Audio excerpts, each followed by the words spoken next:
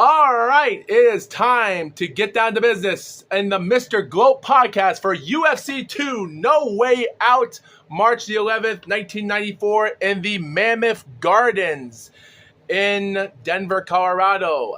Last time we were in the Denver Nuggets basketball arena, the Nicholas, and now, well, even though that was in Colorado as well, we're still in Colorado right now.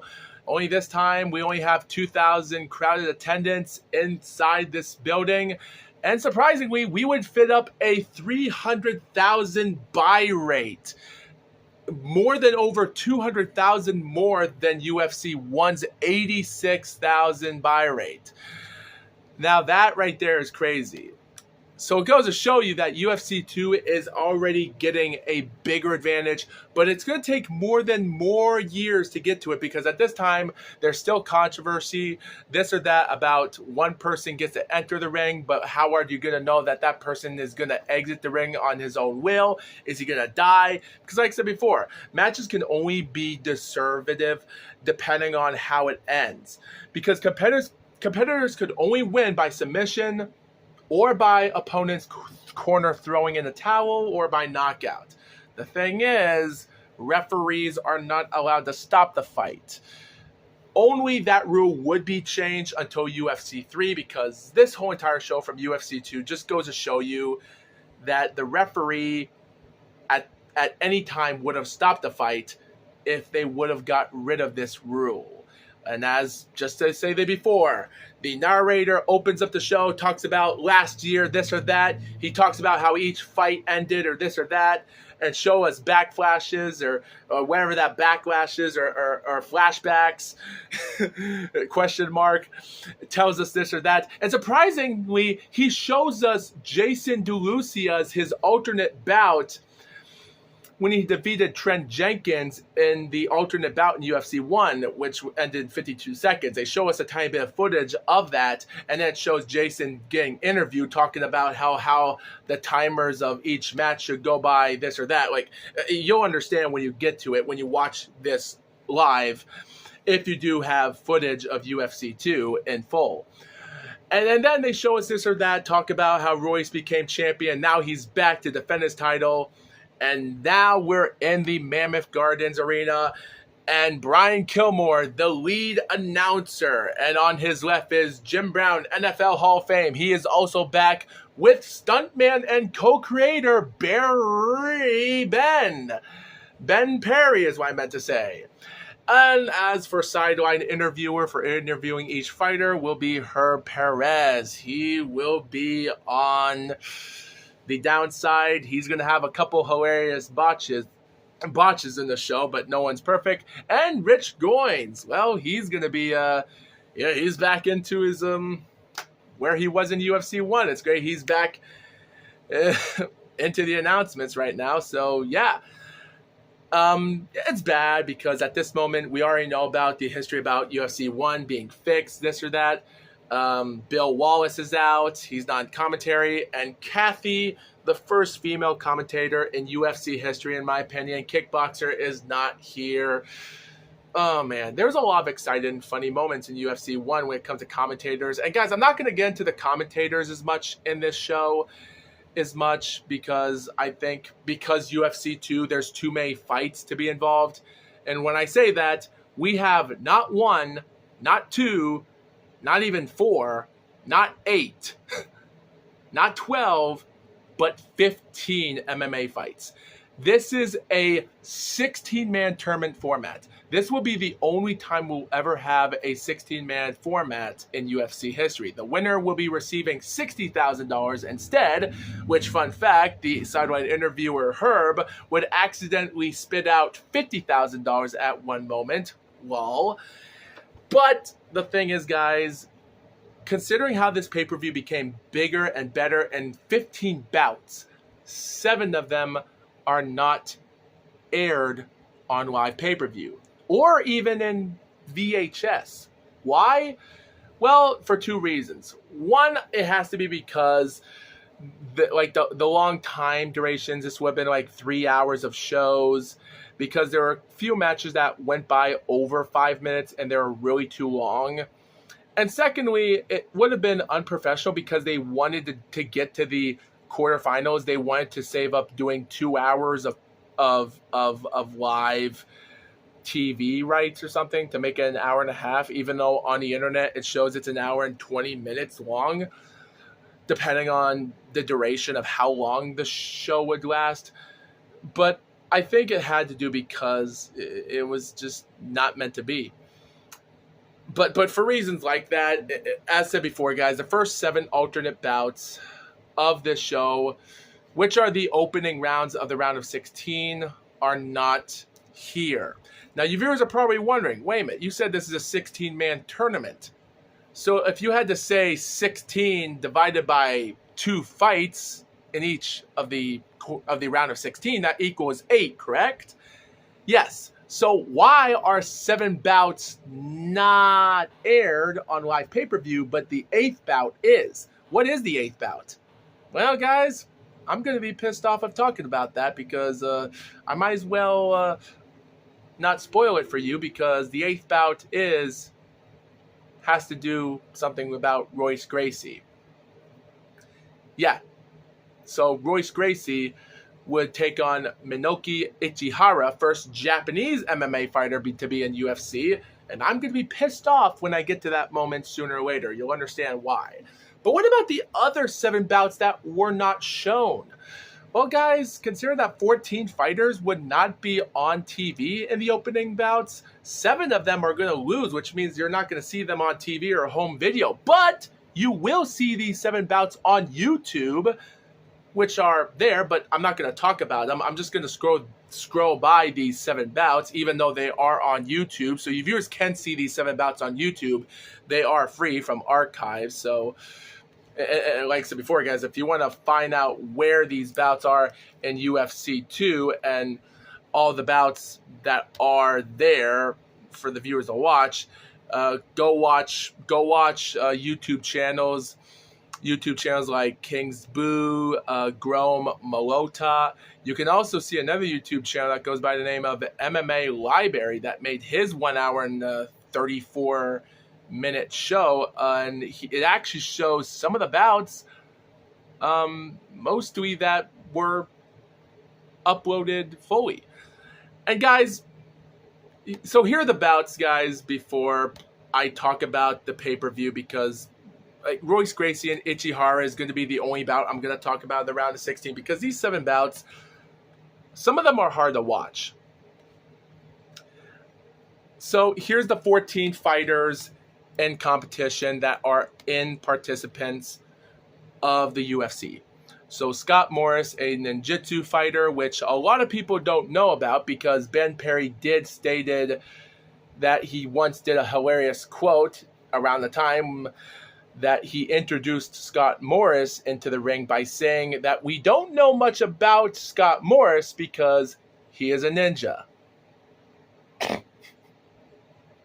That's all we know about Scott Morris. He's a ninja. Taking on a Taekwondo fighter named Sean Daughtry. And this fight lasted 20 seconds. Scott Morris broke the record of breaking Gerard Gorget's record of defeating the sumo fighter in UFC 1 by under 30 seconds. Scott Morris defeated Sean, the Taekwondo fighter, in 20 seconds by guillotine choke. How? Easy. Scott Morris attacked his fighter. They both kicked. He grabbed on. They threw punches. Sean tried to throw a couple huge kicks with his right foot, but didn't face Scott because he missed him completely. He went on, then he fell him to the ground and just put on the guillotine choke, and, well, the Taekwondo fighter just tapped out. So, yeah, good start, right? And what about the other bout? Well, we had Patrick Smith, the kickboxer. Now he's actually changing up his game because now he is now a kickboxing fighter. In UFC 1, it said that he was a Taekwondo fighter, but thank God he's not after Sean Daughtry lost against Scott Morris. Well, make that 2 Taekwondo fighters gone, which is going to be in Patrick Smith's favor because now he's a kickboxer now. He goes 58 seconds against karate fighter Ray Wizard in 58 seconds, also by guillotine choke submission. Okay, so the first 2 fights ended under a minute. So why are these fights not on pay-per-view? They should have went by fast. And also, guys, these bouts are on YouTube, as I said before, and they do have commentators talking about it, which is funny. But, guys, the next bouts are bad because Johnny Rhodes, one of the oldest guys in the tournament, would go 12 minutes and 13 seconds, a karate fighter defeating David Levitsky, a Wing Chun fighter. Now, keep this in mind, guys. Some of these weight class divisions, because like I said before, there are no weight classes, there are no time limits. And speaking about time limits, guys, remember that 5-minute rule in UFC 1? Well, they got rid of that and decided, you know what, it doesn't matter how long these fights go, so they decided not to put a time limit in nothing. So if you guys watch this fight from start to finish and all the other 7 bouts, there are no time limits, which means you have to figure out for yourself or use a phone like my iPhone I'm using right now and just time, and that's it. Because there is times when Johnny Rhodes, because he did defeat David in 12 minutes and 13 seconds by TKO, submission to punches, which that's what it says on Wikipedia. And yes, I do have Wikipedia on my screen here looking up UFC 2 as I'm speaking about this. But the thing about this is that commentator Brian Kilmore or anyone else don't even know how long Johnny Rhodes lasted in any of the fight, because he would go on to win quarterfinals. Sorry for spoiling that for you viewers, because every time he enters in a quarterfinal match or a semifinal match, people don't even know how long he's been in the match, because Brian Kilmore would randomly say, oh, look at him, he lasted like 25 minutes in a fight, or even 20 minutes. It's like no one even knows how long these fights last. And even people on TV wouldn't even understand, even if these fights were aired at the time, which they weren't. And of course, but yeah, of course, on Wikipedia, you can tell. And if you have your stopwatch on, you can tell how long these matches last. So it is a bummer. It really is. And that 12-minute 13 match was the longest in history. And how long did that fight lasted? What was the most entertaining part about that match that Johnny Rhodes won against David? Nothing. He was on top of him for over a 12-minute span. The only thing you got is him attacking, and then Johnny would be on top of him, holding him down for over 12 minutes. That's how boring the match was. Oh, God, even fans didn't like it. And you know what? It made sense why these bouts weren't shown except on YouTube, because they weren't entertaining. Even the other match with Frank Haymaker defeating Thaddeus Luster, Frank was a Sambo fighter taking on a Sansu fighter, which was Luster, and that match ended 4 minutes and 52 seconds by corner stoppage. And if you want to know how dangerous the fight was, because technically I wouldn't say it was all dangerous, except understanding how scary the fight would have lasted, because all it had was fighters being on top of each other again, and having one of the camera crews that cut to a coach outside of the ring with a red jacket and a bald head being really close to the action, but which I later realized that was Gerard Gorget yelling to his fighter to step it up, to fight. And because Frank Haymaker is also a Netherlands fighter like Gerard Gorget, and he was outside the ring trying to help out his fighter, Frank Haymaker, to win. Also, he won't be the only Netherlands fighter in this show. Sadly, even though the fight ended hugely by craziness because they were stuck inside the cage for a while, it ended with someone throwing the towel, and I wouldn't say it was a boring fight, but it was an interesting win. But sadly, Frank Haymaker would be the first guy in UFC history to ever get injured and to suffer a withdrawal in this tournament, which means Fred Edish, one of the guys that was going to be involved in an alternative bout with Trent Jenkins, which sadly Trent Jenkins wouldn't be on the show, even though he was going to be one of the guys that would take over for any fighter in the tournament that would get injured. So Fred Edish would be the first guy, which is he's also karate. He would take on Johnny Rhodes in the quarterfinals. So that stinks. So thinking how that ended, it is what it is. But then we would have these other fights, like Orlando Wheat, a Muay Thai fighter, even though he was born in Suriname, the Republic of Suriname, but mostly it does say that he's from France, a Muay Thai fighter. He's dangerous enough. Take that for what you will, because on Wikipedia it says that he's representing France, but you can tell. But even though some commentators would announce where he's from. Taking on Roberto Lucarelli from a kickboxing fighter, and too bad, because Muay would beat his brains in 2 minutes and 50 seconds with knees and huge injuries. It was not fun, and it ended so drastically in 2 minutes and 50 seconds when Orlando kicked out his fighter, and then after he kicked him so hard, knocked out Luster, he walks away, but the referee didn't stop the fight because he's not allowed to stop the fight. Cornerman didn't even throw in the towel, and Orlando turns around, realizing the fight's not over, and then he attacks him again. Dude, no wonder fans back in the 90s at the time didn't like UFC. It was too dangerous. And even the commentators don't even know if Luster even tapped out, or even the referee didn't even realize it. Man, that was a bloody affair. But you want to know what's even more dumber? Remco Pardel, another guy from Netherlands, a judo, takes on a pencat silat named Alberto Leon. And by the way, guys, you want to know what makes this whole show even funnier? Is that every time a fighter enters into the ring, it shows this 4x4 screen. Every time a fighter enters the ring, commentators say, hey, let's go down and watch earlier footage of them announcing what their names are. And they show this 4x4 screen and the fighters and what their divisions are. And you want to know what's stupid about this? For two things. One, on Wikipedia, it says Alberto Leon is a pencat silat fighter. Two, it says he's exotics? Question mark? I guess they're the same. And three, a bonus reason, you see him in the postcard screen saying, my name is Alberto. I'm a Kung Fu fighter. And he kicks like that on a screen and just, I'm like, dude, this guy is not gonna win.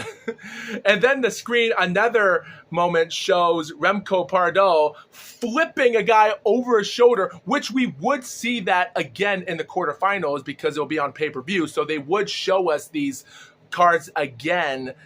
So just to let you viewers know, when you viewers watch these 7 bouts that are on YouTube, it would show the fighters and their names and what ranks they're from. But when the pay-per-view matches start for the fighters that did make to the quarterfinals, you would see the exact same postcards and screens and what their names are and saying, hi, my name is this or that. And you'd see Pardel flipping the guy again and saying what his name is. It's hilarious. And also, even though it says on Wikipedia that Pardel is a judo fighter, on the screen it says he's a grappler.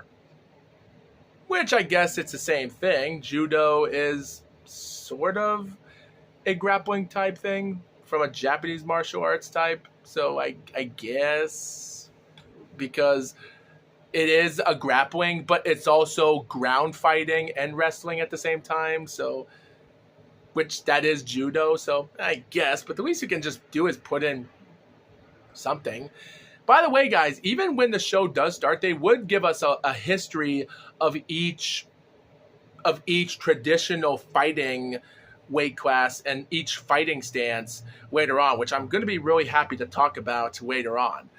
Of course, guys, that fight with Pardel defeating this guy from Spain wearing this red kilt around his body in his black suit, he lasted 9 minutes and 51 seconds by submission arm walk.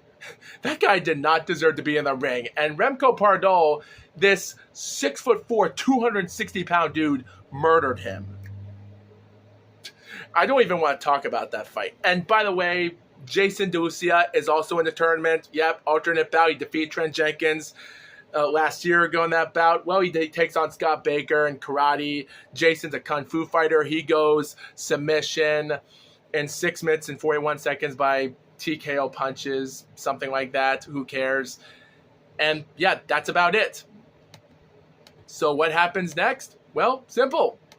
UFC 2 comes by, and at this moment, now we have commentators now finally getting underway. So now, after all those 7 bouts I just talked about, we finally get the opening credits. We get this or that. The commentators, they say what their names are. They talk about this. They talk about, oh, what's going to happen. Oh, I'm happy to be here. They talk about whose names are here, this or that, blah, blah, blah. It's going to be great, a famous show. And man, oh man, it's going to be great. But damn, there's going to be some dumb stuff. They talk about the first 7 bouts of who's in the tournament while we have the 8th bout underway. By the way, guys, while I'm on camera with no shirt on, even though I'm wearing a swimsuit because it's really hot and I feel like going outside and going for a swim, but yet again, I'll think about doing that some other time. It's time to get underway of who the championship fighter is in the UFC. So now, guys, competition is underway, guys. And now Brian Kilmore, or Kilmadi, or whatever you like to call him. Some people say it's Kilmore, so who cares? Consider that's not how he spells his name. We come down talking about grappling versus karate. He announces Ichihara, a Japanese fighter that's 5'7", a really short guy. And considering that he's the shortest guy in competition, first Japanese fighter, or as Brian Kilmore said, he's 5'8", so depending on that, my favorite moment of this entire segment of Minoki versus Royce Gracie is that when Minoki enters the ring, Brian Kilmore gives us a profile, just like all those other profiles we talk about. Oh, hi, my name is this or that, like that 4x4 inch screen, as I talked about. Even though Brian Kilmore said that we don't know much about who this Japanese fighter is, we get to the screen, and out of nowhere, they show us this profile package, and I'm going to be honest, I loved every bit of this profile package. It shows this quiet Japanese music, this amazement, and Minoki's going for this friggin'... I love it so much. And this quiet music. We have a USA flag in the background and a South Korean flag on his left or our right of the camera screen. And this awesome narrator. I love the narrator's voice. He says, and I quote, "In his hometown of Tokyo, Japan, Minoki Ichihara is a living legend, a second-degree black belt in Karate-to and Kwaido-juku. Minoki has won more than 60 full fights in his career. At only 5'7", and Brian Kilmore says 5'8", I kind of think the narrator's right, and only at 178 pounds, he is the smallest competitor in the Ultimate Fighting Championship, but he is not concerned." And then they get to a close-up of him in an interview. And, of course, he's talking in Japanese, so someone actually overlaps his voice. We get an English translator talking over him, just like those old documentaries and so. And Minoki says, and I quote, "My body may be small, but my spirit is big. I can win." That broke my heart. Because, guys, when I was only like 16 or 15 years old, when I first saw this full event back in 2013 or 2014, it was pretty awesome. And now watching this back over a decade later, it just broke my heart because I know what's about to happen. Yeah. Oh, and end quote. That was the last thing he said. But not yet, because the narrator also cuts him off and says,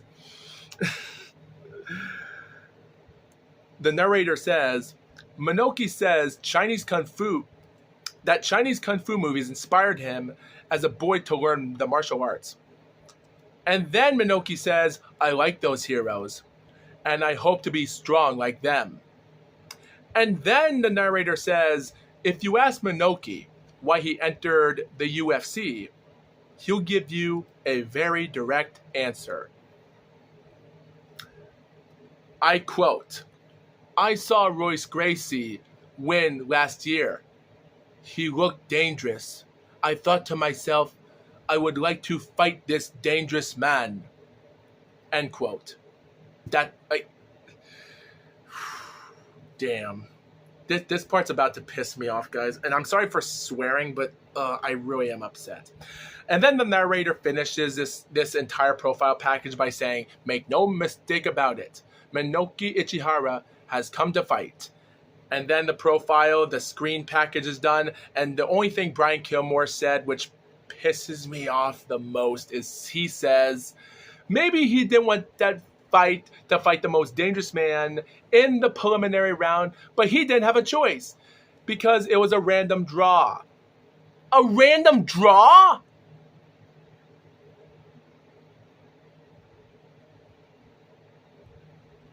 Three things. While Royce Gracie is entering the ring, he announces what his name is, this or that. The first thing, I'm like, A, we have 7 bouts that are not on pay-per-view, and we get this 8th bout on pay-per-view in the preliminary rounds. So you're telling me that the second thing is, the narrator tells us why Minoki entered the ring, because he wants to fight this dangerous man.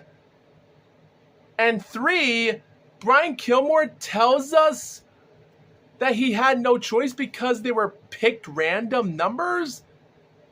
Like random numbers out of a hat? And they were fortunate to be picked as the last 2 fighters in the preliminary rounds? I don't believe one damn thing you say. I believe in my heart of heart, this fight took place on purpose. I don't think this fight was picked on a random number. If it was, there's no way that it happened. They were the final 2 fighters picked out of a hat and say, oh, hey, these are the 2 fighters that are going to be in the end of the final preliminary rounds before we get to the quarterfinals. So, you know what? How about we skip those other 7 bouts on and then go to pay-per-view and let this be the first match of the show? I just find that hard to believe. I think they did this on purpose because they know they just wanted to open the show up of seeing a Japanese fighter get his butt beat by Royce Gracie. And it friggin' upsets me that this is what we get. I'm pissed off that the first ever Japanese fighter to ever be in UFC got embarrassed to lose against Royce Gracie in 5 minutes and 8 seconds of the bout by a lape choke.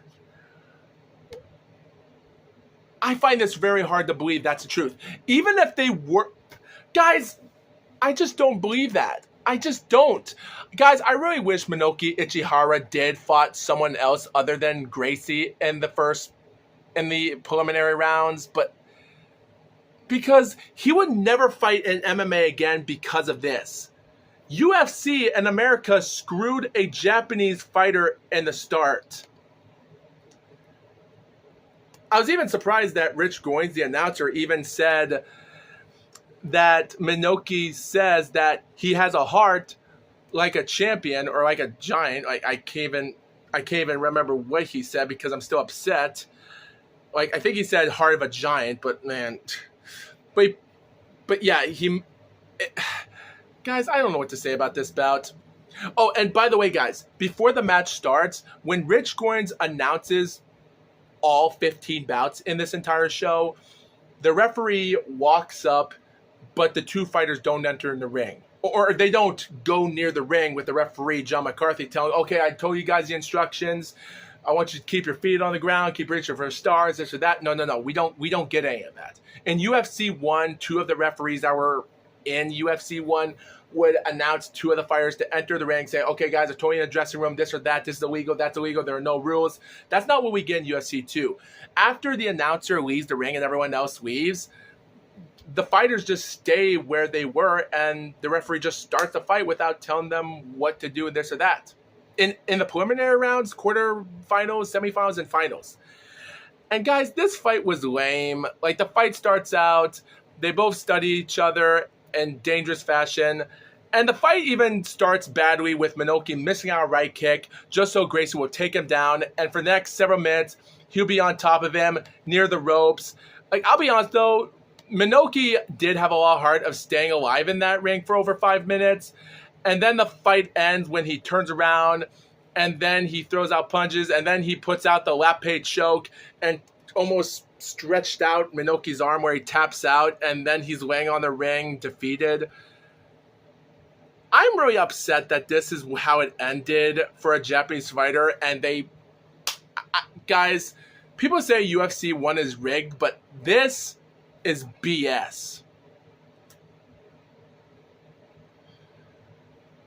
I hate every bit of this right now. I hate it. All right, guys. Well, that's done for. Now let's get down to the quarterfinals. The first match in the quarterfinals is none other than Patrick Smith taking on Scott Morris, which we don't know much about because he is a ninja. Keep that in mind. Oh, yeah, and by the way, they would also, after the entirety of everything else, they wouldn't show much about information-wise, but like I said before, guys, like say they show us profiles of the fighters again, of where they're from, where this or that. And I cheat you not, because I found this a little bit hilarious. I really did, for some hilarious reason. But yeah, they actually show us replay of Orlando Wheat and how he walked away because he thought the fight was over, and turns around and they even talk about it. Why would they show us replays about that? Do you really want fans? And by the way, did I forgot to mention about Orlando? Because they show us the replay of his right elbow hitting him in the back of the head. Why would you show that on pay-per-view if you weren't going to show the full bout except on YouTube? Like, and then they'll show us the replay of Royce Gracie's win.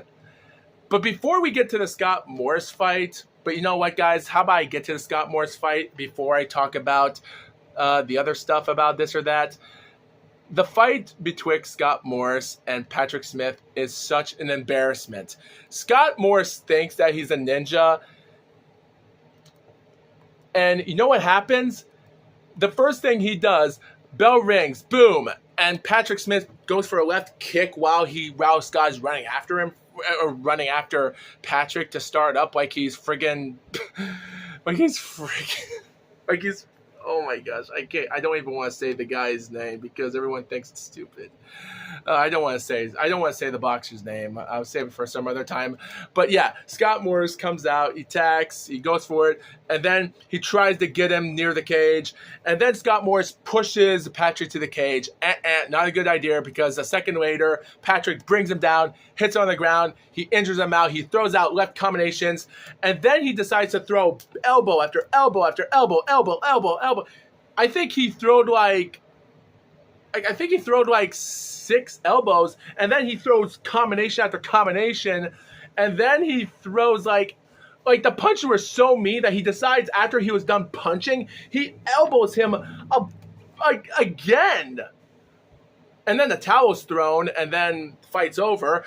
Patrick Smith doesn't hesitate to get off of him, and John McCarthy doesn't even stop Patrick from getting him off. Patrick just gets him off without John McCarthy helping him. Scott Morris tries to get back up, and then the camera shows Scott Morris and his eye. His left entire eye is bleeding around the area. It's so crazy. And then Patrick doesn't hesitate to walk out of the ring quickly. The match ended in 30 seconds, just to be honest. And Herb, the interviewer, just talks to him for just a couple of seconds, telling him what does he expect. And Patrick Smith, the only thing he says is, because he says the last time Ken Shamrock got a hold on me, I didn't know how to get out of it. Same thing that happened to Scott Morris. If you just fight just a little bit, like I should. And then, of course, Herb says, what do you expect for your next bout? The big guy don't. He's a submit holder. Like, he's going to mess up and try to take me down, and it's going to throw him off balance. I'm going to be right on top of him. That is not a question. That was... Herb, the sideline interviewer, told you, what are you going to do in your next bout? And Patrick can't stop talking about Scott Morris and his errors. That's stupid. Oh, man. That was funny. And by the way, guys, before we get to the next bout, let's talk about, after the preliminary rounds are over, Ben Perry and everyone else are talking about how I didn't know how Minoki couldn't tap out because his arm was extended. Usually the arm is extended and completely locked into place, and it's hyperextended, which I do love Ben Perry and his commentating about that, talking about the... Dude, I can't not... Guys, the only thing I know how to talk about properly is boxing. Punching upstairs, punching downstairs, punching uppercuts. I don't know nothing about these holds or grappling or this or that about UFC or how people talk about this or talking about the spinning kick. But, dude, these guys really know what they're talking about.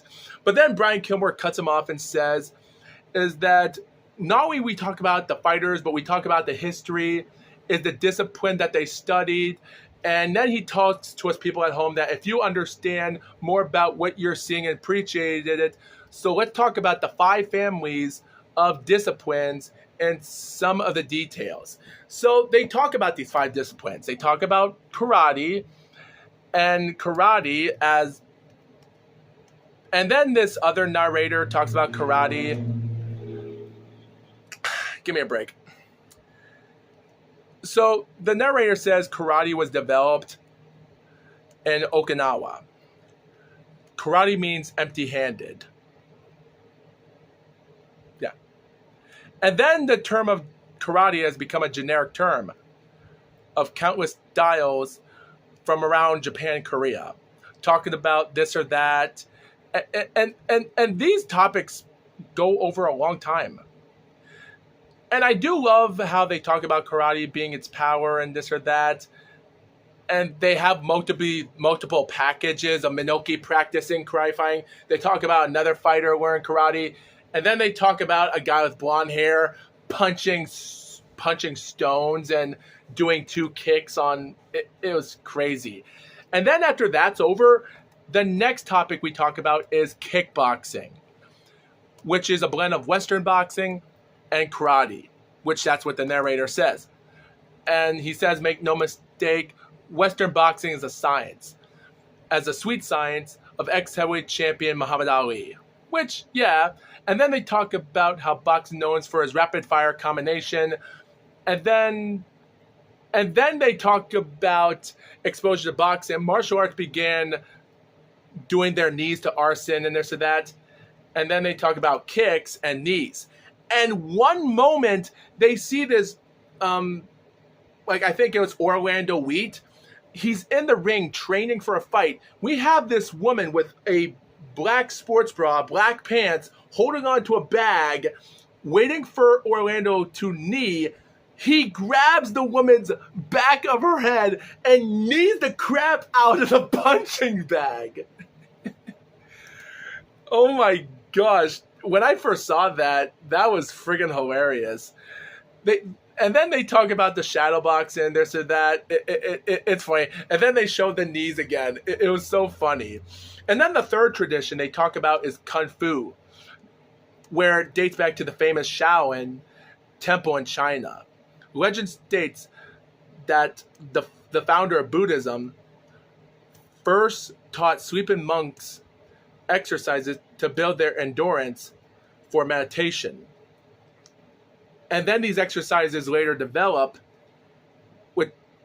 which is now known as Shaolin Kung Fu, which is actually pretty interesting history. Like I said before, guys, I love the history that they're talking about. I really love it. And so the Kung Fu has been drawing their inspirations from movements of the 5 categories: the tiger, the crane, the snake, the praying mantis, and the mythical dragon. And then they show one moment of a guy being blindfolded and moving his arms, doing... And then the narrator says each of these animals form is attack and defense, which is pretty interesting. It really is. And then they talk about grapplers. Excuse me. So grappler wrestling traces back to the days of the Gladiator comeback and something else I forgot. And the narrator even says that these matches, that these fights end with the fighter crippled for life. And then the loser died. Which is hilarious to talk about. And then in Japan, samurai developed ninjutsu as a system of throwing and other techniques and such, with armored enemies and other stuff. And then they talk about Russia, where they talk about jiu-jitsu and Greco-Roman grappling, which is a Sambo type thing. So that's pretty interesting to talk about. And then the final thing they talk about is exotics, EXOTICS, however you say it. The narrator doesn't say it. He actually says, during the shonen of the period in Japan, due to intrigue of espionage, played a crucial role on the Mughal lords.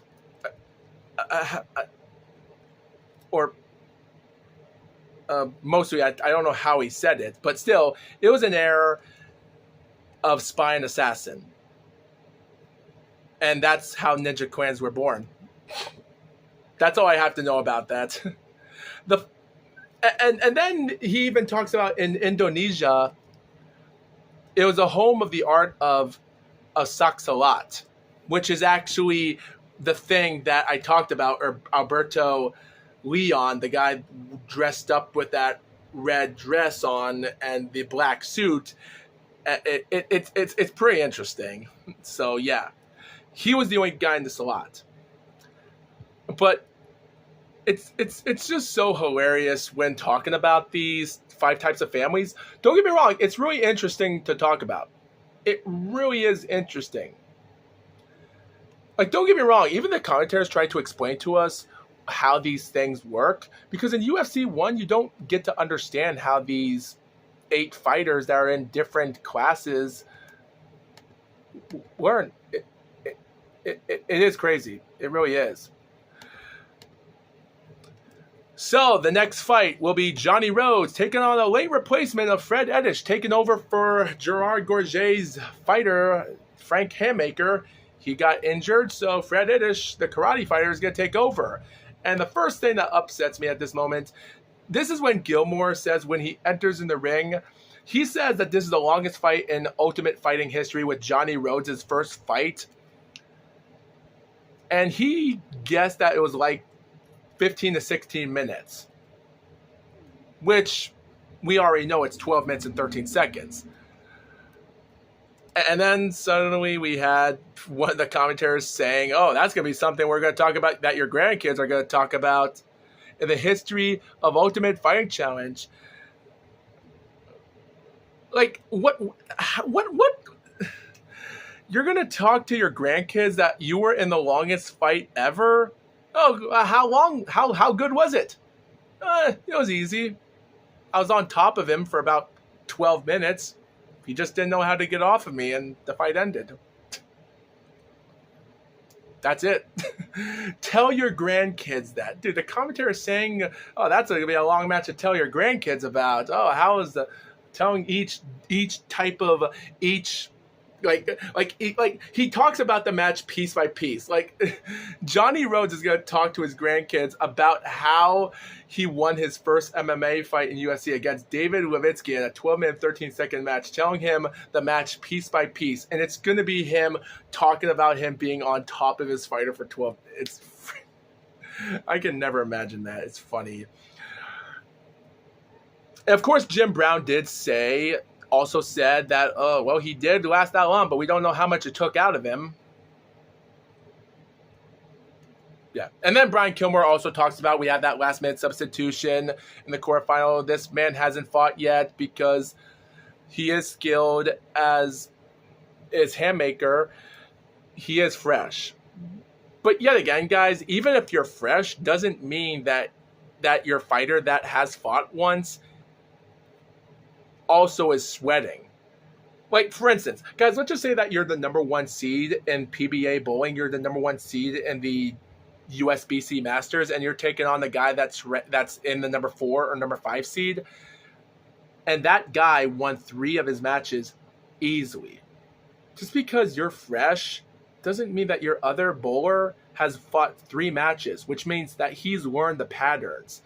Johnny Rhodes already went through 12 minutes of laying on top of someone. That doesn't mean just because he used a lot of his energy, doesn't mean that his energy, that he still has some of that stamina, so he knows what he's going to do to get himself into. Fred Eddish should have knew about that. He should have realized that. It's just too bad he didn't. The fight starts out with him going through a kick. We have Johnny throwing a punch, and then Fred throws another kick on his buttocks, other hands. And then out of nowhere, Fred goes for an interesting right kick, and then he tries to go for an interesting slap or a punch, but then Johnny throws this interesting punch that swishes him away, like for some reason, wherever it is. Fred completes a full 360. The crowd goes wild. And then Johnny fights back. He knocks him down to the ground. And this is the moment that UFC fighters do today. You fall to the ground, but your fighter is on his body like this, and he's angling his body, just kicking, while your fighter is standing up here waiting for the opportunity. This is what we witness. Like, Fred is going for it. He's turning around. They're going clockwise. Johnny is going around clockwise. And then suddenly he finds the move where Fred tries to trip up Johnny Rhodes' left leg. Bad idea, because Johnny grabs his right foot and punches him. He's onto his belly, punches him again. But then he corners him again. He tries to get up, but then he gets back up. And then he's going for kicks. And at this moment, Fred is... And then this time, instead of going clockwise, Johnny Rhodes goes around counterclockwise this time. And then the commentator even talks about the kicks that Fred is kicking Johnny in the leg. And then Brian says, look at this. Johnny Rhodes is seeing openings, but he doesn't want to go in. And then I think Ben Perry said this. He says, well, Johnny Rhodes doesn't know ground grappling, so if someone is on the ground kicking at you, then it's fine. You just cover up and grab the leg and go into position. And as he says that, Johnny Rhodes finally gets his marks and finally finds the opportunity. He's on top of him, and then he grabs him again, goes around, and then he tries to, like, Fred is already rode up like a ball at this moment with his legs on, and out of nowhere, Johnny is, like, at this moment, we actually see a bad cut above the eye of Fred. And the match ends where he turns his body around again, finally getting him onto the ground. And the match at this moment is almost at the 3-minute mark at this moment. And then Johnny is putting this grappling lock around his head, only for Fred to tap slowly. After he taps out for the second tap, John McCarthy does not hesitate to wait for him to tap a third time. He stops him. Let's go. 3 minutes and 7 seconds of the bout, plus the 12 minutes and 13 seconds of the match. That's 15 minutes and 20 seconds in 2 fights. At this moment, the commentators are impressed by his win. It was an interesting win, to say the least. I will say, though, the match was interesting. And then we go to Sideline Reporter, where Johnny Rhodes, that you don't want to embarrass yourself. Like, you want to hang in as long as you can, which I actually did love that quote he made. You want to hold in as long as you can. You don't want to embarrass yourself. And then when Johnny Rhodes says that to Herb in Sidelight interview outside, I go back to thinking about Minoki Ichihara and how embarrassing that moment was. I still can't get over that. And that's it. That's it. So that's about it. Yeah. He just has to wait to take on Patrick Smith in the semifinals. So we'll just have to see. So next, guys, the camera cuts to two beautiful ladies, a blonde woman in a blue bikini and a brunette woman in a black bikini. I actually love these girls. Look at them. They have no pores. The blonde lady in the blue bikini is holding on to the ring card of Thai boxing, and the other one's holding on to jiu-jitsu judo. Is this the first time in UFC history that we have ring card girls? Because we didn't have them in the first show. So, yeah, beautiful bikinis, really beautiful. I love it. At this moment, guys, I'm just going to skip the semifinals as quick as I can. We get Remco Pardo taking on Orlando Wheat.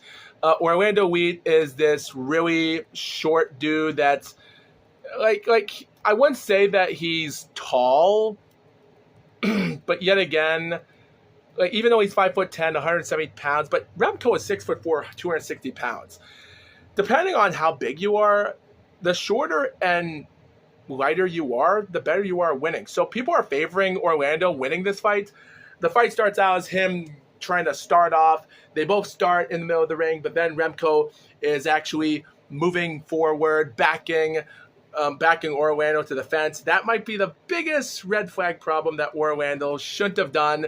And then when he gets close to the ring, Remco doesn't hesitate. He grabs him on, but then suddenly he moves his body way back with Orlando on his back, only for Remco to grab part of his arm like this. And when he does it, he flips him on.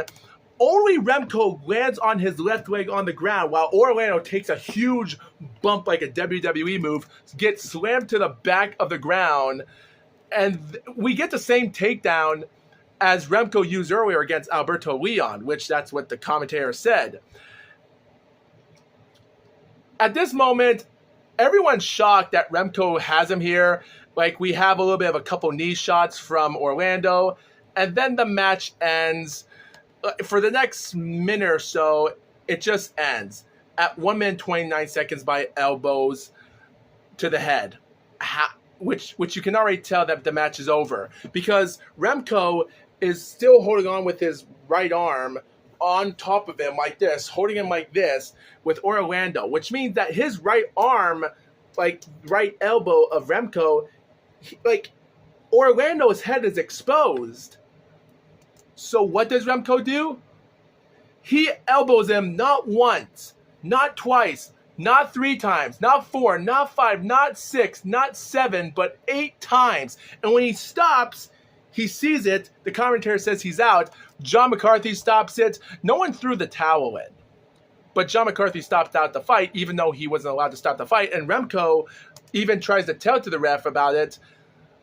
The crowd was shocked. But you want to know what's crazy?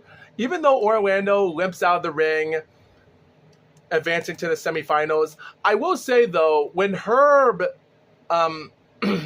Perez interviewed Remco at 10 or 15 or 20 seconds after the match, he tells him that you're master in the gym, you're calm, you're just as calm after you won. What do I have to say about that? And shockingly, Remco, he didn't believe that he was going to win the fight. Yeah, he even says that he looks for his chance. He grabbed him. Taking a monster chance.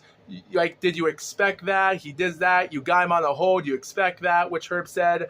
And Remco says, I didn't expect to win. You didn't expect to win, Herb said. No, I thought he was a tough guy, he said. Only to Herb saying back, yeah, he was a tough guy. Maybe you're a lot tougher than him. What do you anticipate in your next match? Try to win. A man that's won 2 fights, very few words. Not bad. That's a pretty good guy. He doesn't talk much, but that's pretty good. But there's a problem. We have Kung Fu, Jason Ducia taking on Royce Gracie. How long did this fight last?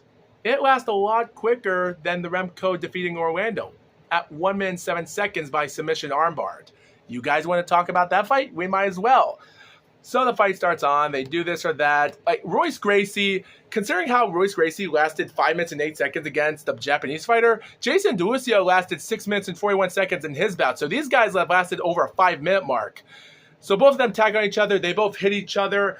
And Jason takes down Royce Gracie. The crowd is going, well, the crowd is really quiet, but I wish the crowd was crazy. But Royce doesn't hesitate. He grabs him a leg. He wraps his legs around, making him get the drop on him. Then he goes on top of, they spin around at 160 on the ground, which means Royce is on top of him. And then at this moment, he's already sitting on him, trying to hold him down. And there's a moment where Jason Duusio is grabbing onto his jacket. But then, when I thought at the 1 minute mark, as the fight's about over, I think Jason pushes Royce into the fence. And then he tries to get back up, but Royce grabs him onto the arm. He's holding him down like this, and Jason taps out. Even though the commentators see it, the cameras are catching him tapping out. John McCarthy is behind the back of Jason Duusio on the other side, which means he doesn't see the tap. So what happens? Even though Jason taps out, I'm sure because he's tapping onto Royce Gracie's leg, and then Jason hits the ground. He's still tapping so much while Royce, you can even see a tiny bit of a proportion of Royce grabbing onto Jason's arm. He's snapping his arm. And then John McCarthy stops it, realizing it. Dude, Royce Gracie is a serial killing arm breaker.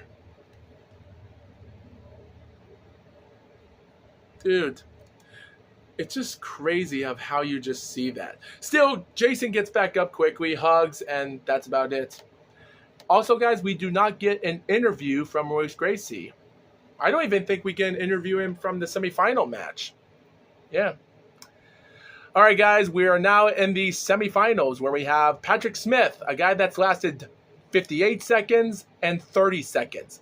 A full of 1 minute and 28 seconds in 2 fights, taking on a guy that's lasted 15 minutes and 20 seconds in 2 fights. Or, as Brian Kilmore would say, this part pisses me off. By the way, guys, before we get to that moment of Johnny Rhodes entering the ring, while Patrick Smith is entering the ring, they show us a profile package of Patrick Smith being the uncrowned king of kickboxing with over 200 victories. His title is well deserved. He's a 1993 Savak heavyweight champion. But then they talk about the fight, how he lost against Ken Shamrock that night. And now he talks about how he's learning how to get out of those submission holds that Shamrock did to him. And I will say, though, this is actually a great moment. I actually love the package and them talking about Patrick Smith. So it was a pretty good package. And then we cut to Johnny Rhodes. Brian Kilmore says, and I quote, he comes into the ring for the 3rd time within 45 minutes. And then he tells the commentators, how long was that first match? Was that 15 minutes? Which is weird. And then Ben says, I think it's very impressive that he got that second win that surprises him in the second fight. Which is interesting. Yeah. They even talk about how he came back very impressive in the second fight. Mostly, guys, the entire of his fight has been lasting 50 minutes. So, guys, we get to the semifinals, and the fight... Guys, this fight ended. I will say, though, I will give credit for Johnny Rhodes. He lasted longer than the other 2 fights, Patrick Smith. Like, at least Johnny Rhodes lasted longer in this fight than the other 2 fighters. At least he went a minute into this fight with Patrick Smith. No, I'm kidding. He really did. 1 minute and 7 seconds. That's how long the fight ended. It ended by guillotine choke. That's about it. That's all I can tell you. The fight started out. They're both dancing each other. We see that amazing spin kick because we see Patrick Smith doing a crazy spinning kick, which was pretty awesome. That's the first time in UFC history? Dang. and then he goes for a left kick, and then suddenly Johnny Rhodes goes for his own kick, which was a spinning kick, which is hilarious because Brian Kilmore said that might be the first kick we've ever seen, which is hilarious. And then we get some kicks, some amazing punches from both of the guys. And then suddenly we get a great counter right hand from Johnny Rhodes. He gets a good right punch on Patrick. And then around the seconds of the fight, and then suddenly Patrick corners him near the ropes of the cage, goes to a kick. He nails his body to the ground. And then out of nowhere, I think Patrick Smith headbutted his opponent. Then he goes for a knee. And then he goes for a guillotine choke. And this wasn't on the ground. Guys, this might be the first time in UFC history that a fight has ever ended in a submission where both fighters did not fell on the ground. Sorry, guys. My dad was calling me for help there. So, sorry. I'm back. Anyway, okay. So as I was about to say, for some crazy reason, Patrick Smith managed to lift him up, putting on his headlock, and lifts him up so much. It was crazy how he did that. Like I said before, guys, when Amanda Nunes defeating Ronda Rousey by punching her multiple times to end in a fight like it was a boxing fight, even though she was never knocked down or no one was on the ground. This is the first time in history of a UFC fight that no one has ever fell to the ground or ended by submission. This fight ended by submission with both of the guys standing up when the fight was over. He locks him up to choke him out by lifting him up. It was crazy. They throw in the towel, the fight's over, and referee calls it. And, dude, Patrick Smith is on fire today. With Johnny Rhodes lasting a minimal of 16 minutes and 27 seconds in 3 fights, and Patrick Smith, dude, this is crazy. 2 minutes and 35 seconds. That's how long Patrick Smith took to win 3 fights. That's pretty good. Of course, everything won't go that so easy because you think to yourself, Patrick Smith has an easy win. And it's even crazy because, Brian Gilmore, as John McCarthy's grabbing both of their arms, he signals the winner is Patrick Smith. You hear Brian Gilmore saying, Brian Gilmore, what the hell, man? Smith wins in 45 seconds, which he said, but in Wikipedia it says 1 minute 7 seconds, and I kind of agree with that. Smith wins in 45 seconds. He wins in 45 seconds against a man that fought over 25 minutes tonight.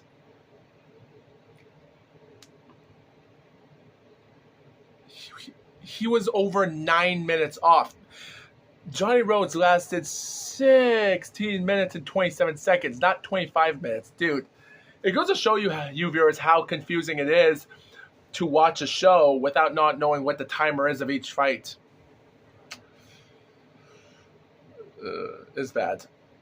So anyway, they announced the winner by Herb, telling him this or that. They tried to take him down, this or that. And Patrick Smith is already announcing a win.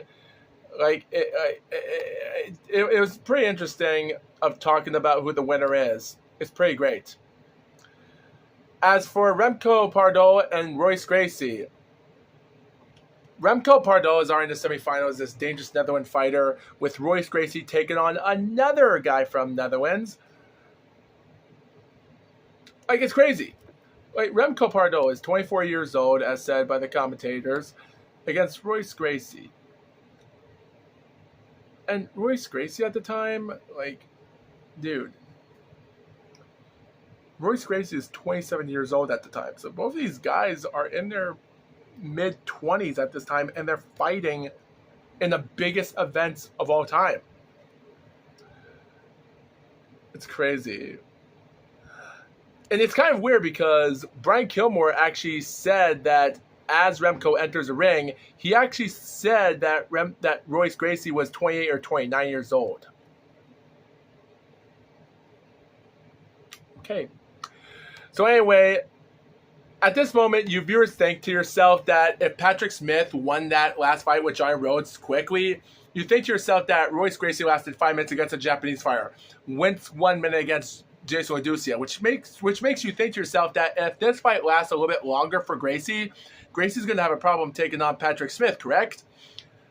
At this moment, that might not be true, but as long as Pardo can have a hard fight with Gracie in this fight, it might give a chance for Patrick Smith to win in the finals.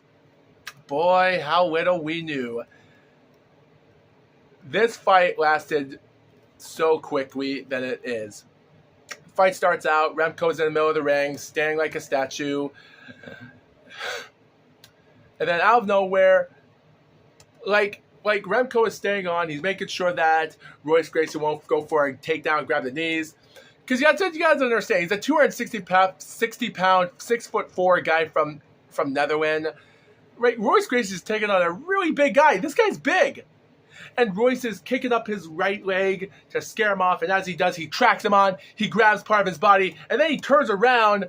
Like, Royce Gracie is this small guy putting all his weight on Remco just so he tires him out. And then he's sitting down. He lifts up this guy's right leg, trying to trip him. Remco is a 6'4", 260-pound dude against this small Brazilian fighter. And then suddenly, the funniest moment, as Royce Gracie tries to push his body up to lift up his right leg again, now Remco is dancing around clockwise with one foot. It was so funny that Gracie grabs his right foot, cooks it around, and now you're seeing Remco bouncing off his left foot. It's so funny. It's so funny. It was really funny. And as that happens, he takes him down. Gracie is going for the choke here, the lapate choke, as he did. He grabs part of his hands. He goes back. It's crazy how Gracie is doing this. And then Remco grabs onto Gracie's right jacket. Now you're seeing part of Gracie's jacket being pulled. And Gracie doesn't even realize that his knee is on his chin, which is crazy. That's what the commentator said, but I didn't see it. And then the fight ends. He's grabbing on the weapon choke. He's grabbing on his arm. Like, there's so much pain on Remco. And as the commentator is realizing that how much pain he's in right now, Remco taps out at 1 minute and 31 seconds. The fight is over. Man. It is bad to see this 6'4" guy. It was crazy. So we have 14 new guys that entered in the UFC tournament, and not one could go to the finals. We get to see 2 former UFC 1 fighters, Patrick Smith and Royce Gracie, in the finals. It sucks, but that's the way it goes. That's the way life is. They come back. They both hug out each other. They announce the winner, Royce Gracie, in the semifinals. They go to the finals. They both hug each other. It was pretty interesting. I will say, though, it was pretty dangerous.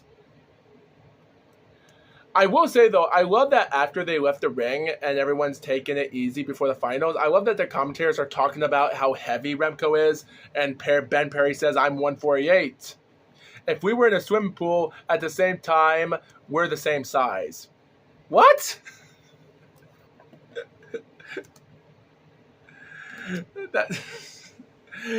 He said that's his theory when you're on the ground. But then Brian Kilmore cuts back and says, what would I do if I'm in a swimming pool? Ben replies back, big man. with Jim agreeing, oh yeah, you would be big. You would be a big man. No, you would be a big man. They're both talking about who would be a big man, and Ben Perry talks about, that's what? Let me know in the comments if that's a true theory. But before we get to the finals, guys, we have one more interview as Herb Perez interviews Ken Shamrock, that is outside the ring, telling him, what do you think so far about the show? Ken Shamrock is saying that we take a breather when we watch all this. There's a lot more competitors than 16 at this time. Last time there was 8. And seeing the level, how it's bumped up a bit. You got Remco Pardo. He was impressive. I was only impressed with him than any other fighter, which is kind of something else that he did talk about, Remco Pardo. And then Ken tells him if he gives him a little bit more practice and submission, wearing some of the great and chokos like that, he might be a great power force to reckon with. Only how little do you know, because the rest of Remco Pardo's career, considering he is a 5th degree black belt in Brazilian Jiu-Jitsu, a 2nd degree black belt in Taekwondo, 2nd degree in Jiu-Jitsu, and 1st degree black belt in Judo, his MMA career ended with 10 wins, 6 losses, and 2 no contests and 1 draw. He would never go back to UFC again until UFC 7, the brawl in Buffalo in September of 95, but technically, the rest of his career in the 90s and the 2000s would not go anywhere. Even though Ken Shamrock tried to hype him up and try to give him a chance to be a force worth reckoning with, but he wouldn't go anywhere after that. And then he talks about Patrick Smith and telling how he's a changed man. I see him do a lot of things here, saying that he didn't have the gravity ability to beat Royce in the finals. But Royce is gonna have to work. He's gonna have to take the punches away and do to him in the ground and keep Patrick from getting on top, because Patrick is strong and he can throw a punch. Which, in hindsight, don't get me wrong, like I'm sure Royce took care of one guy that was a kickboxer or a boxer, but don't want to talk about that. But yeah, I will say though, Ken Shamrock making a prediction about that is pretty interesting, which goes to show you it doesn't matter how long you've been in the ring. Just because Royce was in the ring in 5 minutes against a Japanese fighter doesn't mean that he still has a lot of stamina. Even though Ken Shamrock did say he picked Patrick and Royce to be in the finals, and here they are. Yeah, it upsets me that all 14 of these new fighters, 13 of them that they're on their debut, 1 that already fought in an alternate bout last year ago. Yeah, it's just too bad they didn't make it. And then Herb makes this biggest botch. Herb Perez says, and I quote, "You got $50,000. Who's it going on? Who's it going to? $50,000? Are you talking about $60,000? Come on, man, grow up." Of course, Ken would reply Royce, but just let viewers know it's $60,000. And then, of course, the reason Ken Shamrock said that he thinks Royce would win this because he wants to see him in Japan. He wants to come back and show what he have, because last time he got a little nervous to be prepared properly, with Royce being an outstanding fighter. But yeah, it was pretty interesting. Oh, yeah, and then Herb Perez, his last question he would say to Ken is, how would you prepare if you take on Royce? Ken Shamrock's reply, it's a secret. Interesting. Anyway, the fight goes on. Finally, we have 2 of the fighters entering the ring, with Patrick Smith and Royce Gracie entering last. And as Royce Gracie enters the ring, like I said before, the Gracie family are putting their shoulders on, so as they always did in every fight. And then we cut to a profile package of the history of 65 years with the Gracies. And the narrator says, when Royce Gracie steps in the octagon, he brings 65 years of tradition with him. That's how long the Gracie family have been undefeated in no-holds-barred competition. And then Royce says, all my brothers and all my father, this was our lives, this is part of their lives and such. Considering that, and then suddenly the narrator says the 4th degree black belt in Brazilian Jiu-Jitsu, and last year's competition, Royce swept through the field of top fighters to win the title of Ultimate Fighting Champion, and that's about it. And then Royce says that he's going to pay himself with his brothers and his fathers around, that with the technique that we have in our corner, they make him, that they trust him to believe that he is the greatest. So, yeah, Royce Gracie is ready. He's undefeated. And it's pretty interesting. Royce Gracie has the confidence. But don't get me wrong, people do say that Brazilian Jiu-Jitsu isn't that much of a good technique anymore in life. But back in those days, I'm sure it was. But anyway, guys, the fight starts. We're done with the promo package. And now we're in the championship with Patrick Smith and Royce Gracie, finally. Royce Gracie's already been recovering from great fights. Patrick Smith has been winning fights out of nowhere by quickness. So he is the favorite, in my opinion. But Royce Gracie might win. John McCarthy enters the ring one last time. He points to both fighters. And boom, let's see how long this goes. So Royce is in no hurry as he was in the earlier bouts because this is the final bout and he's not going to do anything different. Just like the commentators say, Patrick Smith is studying up as well. Both of them are studying to each other. And then out of nowhere, as you think that the fight isn't going to last long, it doesn't. Patrick Smith, this is how the fight ends. We're 20 seconds into this fight. Patrick ducks on. He crouches, turns, and then throws a crazy left kick, which gets Royce to block the kick, and he takes him on. He grabs him on. He bear hugs him. They're wrestling each other to the ground, and they're both turning around clockwise to each other. And then out of nowhere, Royce and Patrick are both keeping their bodies on the ground.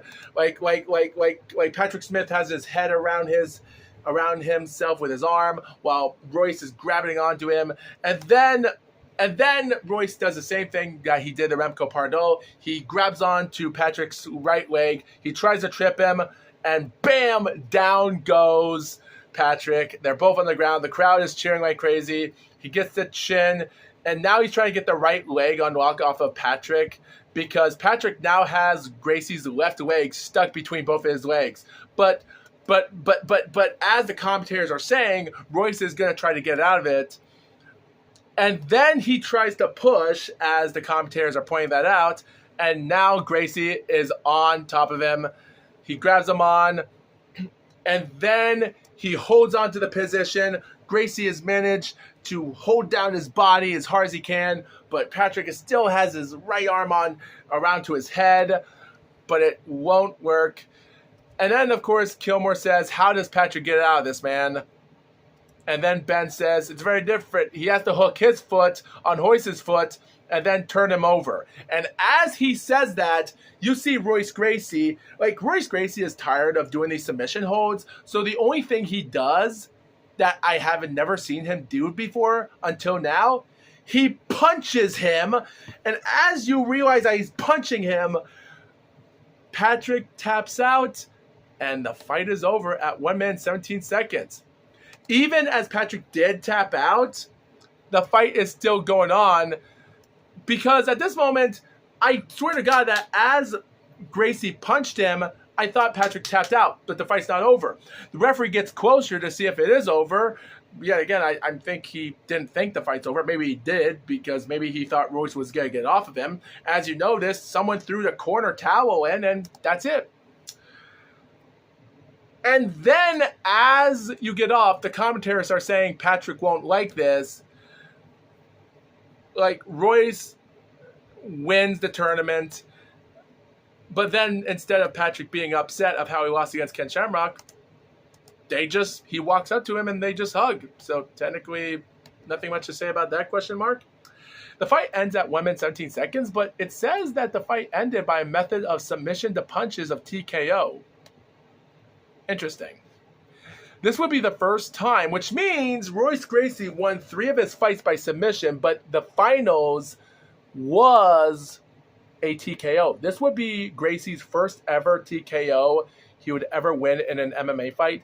He would not win another TKO fight again until February 19th, 2016 in Bellator 149. Oh boy.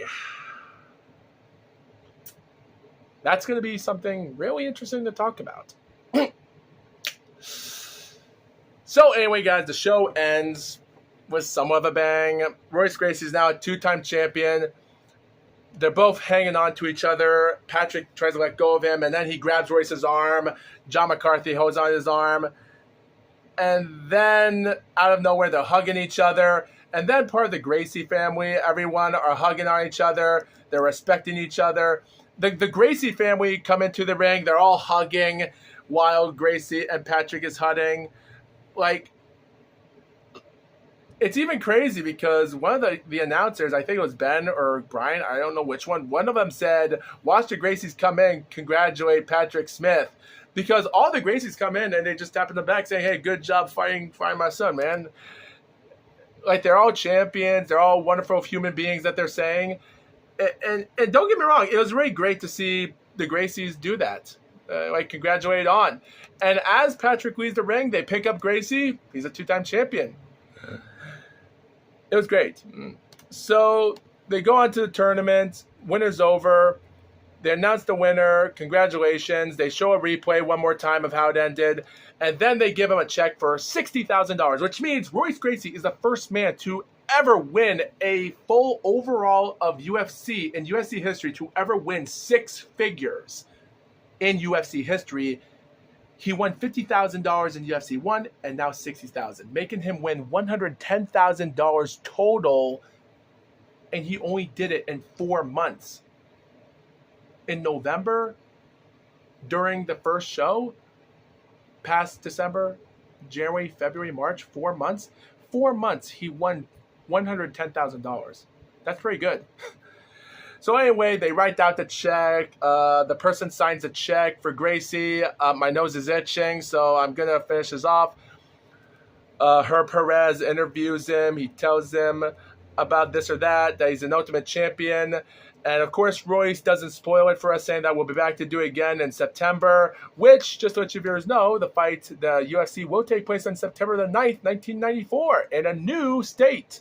And, guys, I'm going to wait a couple months until I talk about UFC 3. I'm going to do UFC 3, The American Dream, on September the 9th in 2 months from now. So I'm just going to wait for that moment to happen just to celebrate its 30th anniversary since that happened. Sorry it took me a few months to talk about this, but hey, it is what it is. But anyway, Royce says that I'm going to fight again September the 9th or September. And he even tells that he tells with tough guys that they're great opponents. And it is jiu-jitsu all the way.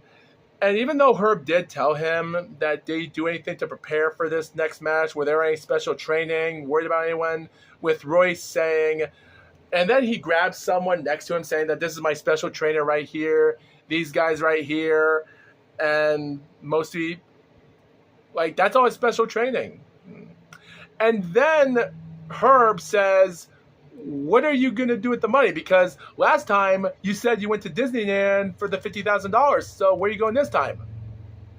And then I think Royce said, I'm going to go skiing. The way he said, I'm going to go skiing and go rest a little bit and get ready for the next one. Like, I actually thought he really did say, I'm going to go skiing. Do Brazilian people actually learn how to ski? I think so, because I have seen some people. But still, when I heard him say, I'm going to go skiing and then take a rest and then just wait for the next event on September, it was crazy when I heard him say that. But yeah, it was crazy. But yeah, it was a great show. It was a great show. So Herb, congratulations on a wonderful challenge, shakes him on. And then Royce's final words saying, I'll be doing this until he pats one of the kids in the head and telling it telling that his children will take his place and it'll be their turn. So it was great. And then Brian Kilmore ends the final 2 minutes of the show saying that they did such a tremendous job with everything else, that they had a great time working so hard. And Royce being champion tonight, it wouldn't have been possible, including the audience and the champions. With Jim Brown telling both of them that I enjoyed working with both of you guys, with both of them saying thank you. With Jim Bryan, it was a wonderful night with everyone from WOW. That I'm Brian Kilmore, or Kilmade, which that's what he said. Jim Brown, hope we can hang out tonight and probably meet ourselves again. And Brian Kilmore's final words. Have a great night. Thanks for tuning in for the UFC to the sequel. There'll be another one. Congratulations, Royce Gracie. And that's how the show ends and credits comes. So, guys, the last thing I'll say about this, because we're coming to the hour-and-a-half mark, I will say this, though. When you look at this show as it is, there was so much information, guys, that I know I left out over half of the information. But yet again, I really can't say whether it's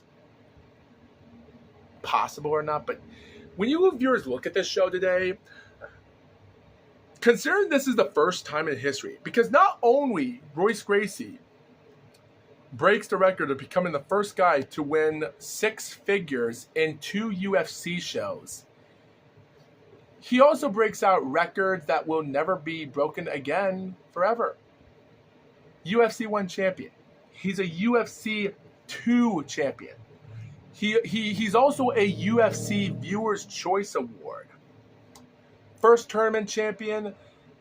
He even holds the longest finish streak in UFC history at 11.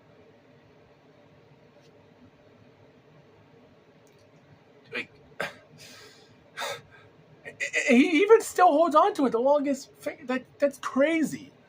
He even has the most bouts won in tournaments. At this moment, he's won like 7 tournaments. He's now undefeated in 7 fights, and we're going to talk about a few more in a couple more shows. But this time, guys, even though we're already passing the halfway point of 1994, because September the 9th will be UFC 3. And UFC 4 will be in December the 16th. The next 2 shows are not going to be in Colorado. And even though Colorado won't be hosting in UFC for long, as part-time for the next 25 years at this moment, because by 1993, keep this in mind, by 1993 to 2018 would be the time that we'll have hosted like 5 or 7 shows of UFC will be coming to Colorado. It is what it is, but yet again, even though Patrick Smith was the hometown favorite, but I think everyone knows that Royce Gracie was going to win this. But UFC 3 is going to be more tougher, and I think that's what makes UFC 3 my favorite thing to talk about, because the fights in that show and some of the sad moments and the bad moments that happen and things that didn't go prepared as place and everything else. UFC 3 would be one of my favorite shows to talk about, because it almost reminds me of an ECW show in the 90s. But yet again, guys, when you look at it, it doesn't mean that UFC was popular back then, because there were still controversies about whether a referee should stop a fight if someone is knocked out. Like, when you watch these 2 UFC shows, you can already tell that the rules had to be changed a long time ago. These fights shouldn't have lasted longer than they should have. And there are times that someone would have died that night. The odds of someone dying in any of these shows was a 50-50 chance. So surprisingly that no one died goes to show you that these people have serious brains to do that. At the end of the day, guys, it is what it is. And I will keep saying that, because when you look at it, like with Royce Gracie, because like I said before, he's won on tournaments like no other. Like, not only that, he's also, with the most single fights in UFC history, he's the first guy to ever win 4 fights in one night. Also, the most fights in a single night in UFC, tied with Patrick Smith, because him and Patrick Smith fought 4 times in this entire show, which will never happen again. But man, oh man.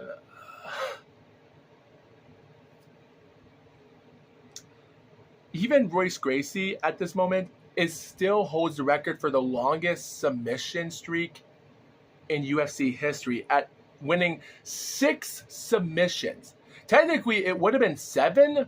Technically, it would have been 11 submissions if that fight didn't end with him and Patrick Smith by TKO submissions. Even though we thought we saw Patrick Smith tap out, but someone threw the towel and the fight ended because Royce was punching him, so that's why the fight ended by submissions to punches. So it only counts as a TKO. But still, it would have been 7. It would have been more submissions in the future, because Royce Gracie would keep on winning fights by submission for the rest of his career.